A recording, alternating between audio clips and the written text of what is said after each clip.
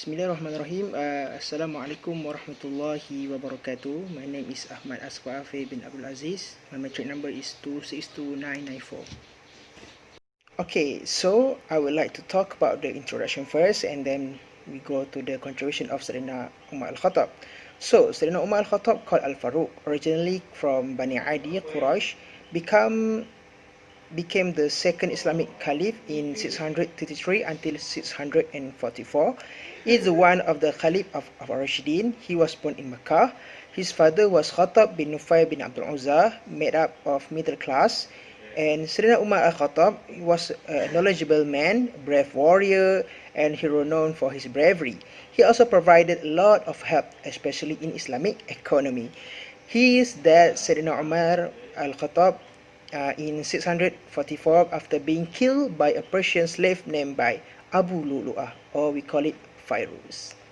So we go to the next, which is the contribution of Umar al-Khattab. For the first one, in economy, it was Baitul Mal establishment. Umar also introduced a balance sheet, so that's all information, savings and distribution information was kept up to date. He also made sure that the sources of the Baitul Mal source were not in conflict with the Sharia. And the second one is the tax system. Tax are imposed on the type of crop grown. Term that cause inconvenience to the people in injustice will abolish. He also often asked the Zimmi, non-Muslim groups to find out if the tax imposed was burdensome. And the third one is agriculture system. Umar al-Khattab established a canal to develop agriculture system. He was built the Abu Musa and in Iraq that connect to Duljah River Tigre. And the city of Basra, soils have been surveyed to provide a healthy and quality crops. I think that's all from me. Thank you. Assalamualaikum. My name is Saidina and metric number is 265024. Other contribution of Umar Al-Khattab is distribution of zakat. Umar Al-Khattab has stated the sources of zakat administration as the origin power to all administration from the city of Madinah. The appointed governor have no authority to make decision by their own, and the distribution of zakat is collected by the government appointed zakat agency. Next, the distribution of Islamic territories. Umar Khattab has divided the government into several territories to maintain the Islamic administration. Umar Khattab can be said have the ability to select any official, but with condition, the governor must declare their property to avoid receiving any bribes, to guarantee the justice and purify of Islam. Next is the renewal of status and position of servant. In some case, the status of servant will be equal with their master, except for those who are rebelling. If the master did not respect and take care of his servant, the master will get punishment. Umar Khattab has stipulated that a slave girl should not be sold as freely as other slaves, while slave who has family are prohibited from being separated. Assalamualaikum. My name is Nur Imanina binti Muhammad Nazir. My metric number is 264560. Okay, the next scholars that we choose is Ibnu Khaldun. The real name is Abu Zaid Abdul Rahman Ibni Muhammad Ibnu Khaldun Al-Hadrami. He was born on 27 May 1332 in Tunis, Tunisia, and died on 17 March 1406 in Cairo, Egypt, at the age of 76. Ibn Khaldun is well known as one of the founders of economic theory and the largest Muslim economist recognized by the Western economists. Okay, there is no denying on his intellectual thinking until he was named for the father of economic for his contribution in economic theories, which are ahead than the other economic scholars. Ibn Khaldun come from a high-rank family and had an excellent education in his youth. Ibn Khaldun received early education in various Islamic sciences such as Quran and the Hadith. As he grew up, he learned about Islamic law, philosophy, Arabic linguistics, and mantis. His expertise is in terms of social, history, politics, economics, philosophy, and more.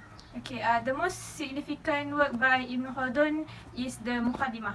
The Muqaddimah is considered to be one of the most phenomenal works ever written on the philosophy of history.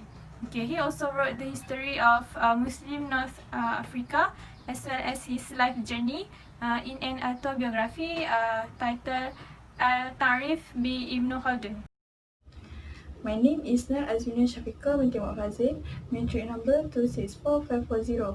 I will explain about Ibn Khaldun's contribution in economy. First, justice. Al-Ad. Justice is a backbone and strength of an economy. Without it, a country will be ruled and destroyed.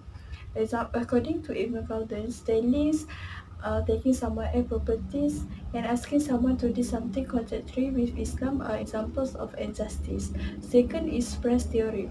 According to Ibn Khaldun, price is determined by the law of demand and supply. The demands must be voluntary. Because of this, Ibn Khaldun introduced the moderate price theory. This theory aimed to give benefit for both consumers and manufacturers. Okay. Next is theory of population. According to Ibn Khaldun, a population of a country is determined by a factor of production. According to him, these two factors are closely linked each other. These two factors will help into the growth of a country. Okay, next is theory of international trade. Goods being transported from country A to country B are examples of international trade. These two countries will produce different products and will export their product. Okay, this international trade will make a country to develop more.